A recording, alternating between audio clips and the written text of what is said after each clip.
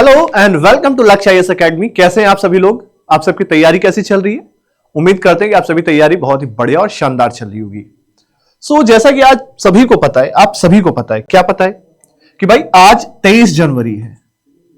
23 जनवरी 2026 है और SSC GD का पेपर कब से शुरू है? तो उत्तर आता है आपकी तरफ से कि सर 23 फरवरी 2026 से इसका पेपर स्टार्ट है। यानी मोटा मोटा 30 दिन हमारे पास है। इन 30 दिनों में रणनीति क्या रहनी चाहिए, कैसे आप अपने सिलेक्शन को श्योर शॉर्ट कर सकते हैं, तो पूरा फुल प्लान रेडी है मेरे भाई। प्लान में ये है कि कौन कौन से टॉपिक पढ़ने हैं, कितने घंटे पढ़ने हैं, कहां से पढ़ने हैं, पूरा फुल प्लान रेडी है। अगर विद इन 30 डेज आप इस एग्जाम को क्रैक करना चाहते हैं तो मेक श्योर कि आपकी स्ट्रेटेजी यही होनी चाहिए। ठीक है, तो स्ट्रेटेजी पूरी फुल रेडी है, मैं आपको बताता हूं। ठीक है, ये पूरी फुल स्ट्रेटेजी है जो मैंने रेडी करके रखी हुई है, ये मैं आपके साथ में शेयर करने वाला हूं। और आप लोग क्या करिएगा, वीडियो को लाइक करिए, चैनल को सब्सक्राइब कीजिए और पूरी की पूरी स्ट्रेटेजी को आप देखिए और समझने की कोशिश कीजिए कि कैसे 30 दिन में आप एसएससी जीडी के पूरे सिलेबस को कंप्लीट कर सकते हैं। बेसिकली मैं आपको एक चीज और बता दूं डिस्क्लेमर के तौर पर कि अब 30 दिनों में पूरे सिलेबस को तो आप नहीं खींच सकते, जाहिर सी बात है ना। और ना ही हर एक टॉपिक को बहुत डिटेल में पढ़ सकते हैं, लेकिन उतना पढ़ा जा सकता है जितना आपके एग्जाम में आने वाला है। ठीक है ना, तो चलिए शुरू करते हैं। आपको बताते हैं कि कौन कौन से टॉपिक आपको पढ़ने हैं और कहां से पढ़ने हैं, कब पढ़ने हैं, कितने घंटे पढ़ने हैं, सारे इंफॉर्मेशन मैं आपको दे देता हूं। ठीक है, चलिए। तो भाई देखो, सबसे पहली चीज हमारे पास है यहां पर 4 सब्जेक्ट मोटे मोटे। पहला सब्जेक्ट हमारे पास है मैथ्स का, और मैथ्स अपने आप में ऐसा सब्जेक्ट है जिसको लगभग हर बच्चा डरता है कि यार मैथ्स कैसे होगी, मैथ्स में मामला गड़बड़ ना हो जाए। ठीक है, दूसरा सब्जेक्ट जो होता है वो होता है हमारे पास रीजनिंग। ठीक है ना, रीजनिंग के बाद जब हम आगे बढ़ते हैं तो हमारे पास आता है जीके या जीएस, मैं दोनों लिख दूंगा यहां पर। ठीक है ना, जीके जीएस। और लास्ट में चौथा हमारे पास जो सब्जेक्ट आता है, 1 2 3 और चौथा आता है, वो हमारे पास होता है आइदर इंग्लिश, या तो इंग्लिश आप कर लीजिए या फिर आप इसमें से हिंदी कर लीजिए।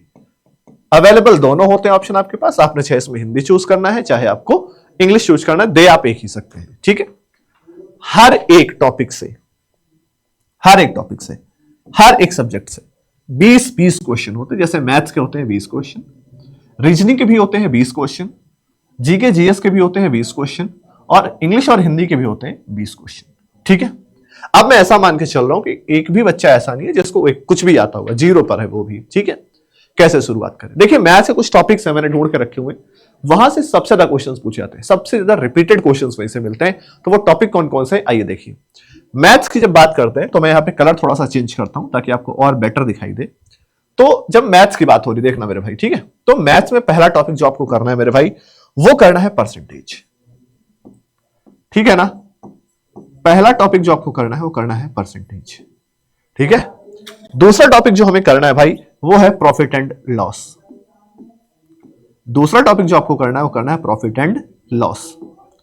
ठीक है, तीसरा टॉपिक जो हमें करना है मेरे भैया वो है हमारे पास में रेशियो।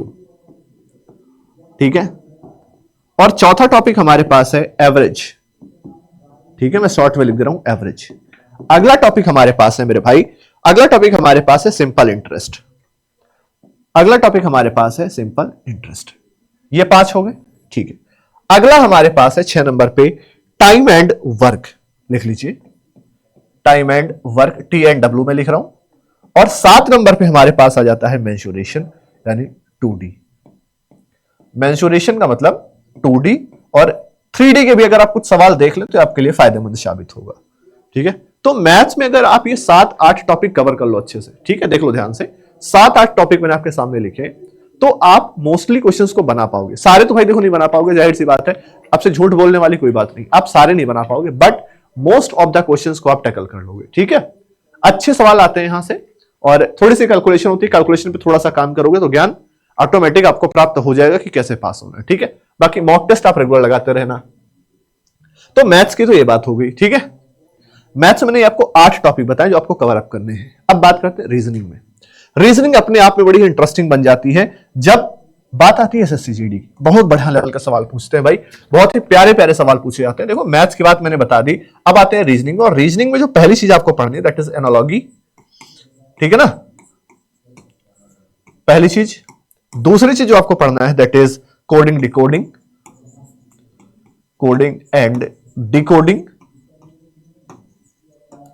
कोडिंग डिकोडिंग के बाद आपको जो पढ़ना है भाई, वो पढ़ना है आपको ब्लड रिलेशन। क्या पढ़ना है आपको? ब्लड रिलेशन पढ़ना है। ब्लड रिलेशन अपने आप में एक बहुत ही बढ़िया और शानदार सा टॉपिक है ना। इसके बाद डायरेक्शन पढ़ना है। डायरेक्शन के 2-3 सवाल देखने को मिल जाए, 2-3 तो क्या, 2 तो मिल ही जाते हैं एटलीस्ट, कम से कम, ठीक है। इसके बाद आपको पढ़ना है सिलोगिज्म, ठीक है, सिलोगिज्म पढ़ना है। सिलोगिज्म पढ़ने के बाद ऑड वन आउट। किसको भैया? ऑड वन और आउट। मैंने सीरीज लिखा है इसमें, क्या? हाँ, तो एक टॉपिक और बढ़ाएंगे यहां पर, दैट इज सीरीज, ठीक है ना। सीरीज के क्वेश्चन आप जरूर देख करके जाएंगे। तो ये 1 2 3 4, ये 5 टॉपिक और ये 6 टॉपिक, ठीक है। ये टोटल 6 टॉपिक जो आपको जो है रीजनिंग के अंदर पढ़ के जाना है। मोस्ट इंपॉर्टेंट टॉपिक से मैं बता रहा हूं, ये क्वेश्चंस ऐसे हैं जो हर साल यहां से सवाल आते हैं, और ऐसा नहीं किसी का 2 सवाल आता है, किसी का 3 सवाल आता है, इस प्रकार सवाल आते हैं। तो अगर आप इन टॉपिक्स को भी करके जा रहे हो ना, तो आप डेफिनेटली पेपर में अच्छा परफॉर्म कर पाओगे। बाकी आप बहुत अच्छा परफॉर्म करने चाहते हो तो आप फिर सारे पढ़ के जाओ। ये स्ट्रेटजी उन लोगों के लिए बताया जो एक एवरेज बच्चा भी शुरुआत उसने नहीं करी थी, अब वो सोच रहा है कि लो पढ़ ले, पेपर आ रहा है, तो उसके लिए स्ट्रेटजी कि अब इन टॉपिक को पहले कवर अप करो, टाइम बचता है तो बाकी बचे हुए कर लेना, ठीक है ना। तो ये बात होगी हमारे पास रीजनिंग की, ठीक है। रीजनिंग में आप ये 6-7 टॉपिक कर लो, ठीक, कर लोगे? बोलो हाँ या ना, बोलो हाँ या ना, कमेंट करो जल्दी से, ठीक है। ओके, अब बात आ जाती है हमारे पास जीके या फिर जीएस में। जीके जीएस में चलिए मैं फिर से यहां पे कलर चेंज करूंगा और शानदार तरीके से मैं आपको समझाने की कोशिश करूंगा, ठीक है। जब बात आती है जीके जीएस में मेरे भाई, तो मैं आपको कुछ चीजें बताता हूं। सबसे पहले हम बात करते हैं स्टैटिक जीके की। किसकी? स्टैटिक जीके की। अब स्टैटिक जीके क्या कहता है? अच्छा ये रह गया स्टैटिक जीके। स्टैटिक जीके में क्या क्या पढ़ना है देखिए, सबसे पहले मैं आपको बता देता हूं। सबसे पहले पढ़ना है रिवर्स। सबसे पहले क्या पढ़ना है आपको? रिवर्स। रिवर्स के बाद नेशनल पार्क्स, उसके बाद नेशनल पार्क्स।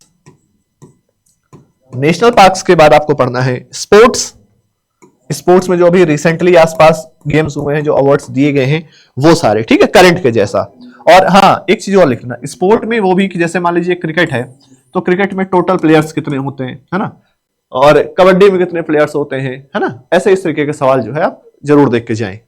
स्पोर्ट्स हो गया। स्पोर्ट्स के बाद बात आती है अवार्ड की। किसकी? अवार्ड की। अवार्ड के बाद आपको पढ़ना है book and author. Book and author अगर आप इतना पढ़ लेते हो, इनफ। अच्छा एक और बढ़ा दीजिए यहां पर, इंडेक्स। जो इंपॉर्टेंट इंडेक्स होते हैं वो भी स्टैटिक जीके के अंतर्गत, ठीक, करंट अफेयर का पार्ट होता है मुझे पता है, लेकिन आप लिख लीजिए इसको स्टैटिक जीके भी, ठीक है ना।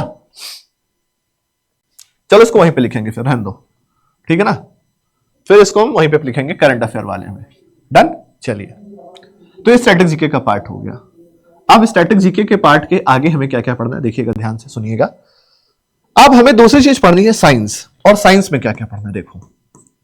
साइंस में भी पूरा नहीं पढ़ना है, साइंस में बस सिलेक्टेड टॉपिक्स पढ़ने हैं। वो टॉपिक्स हमारे पास है जैसे कि लाइट।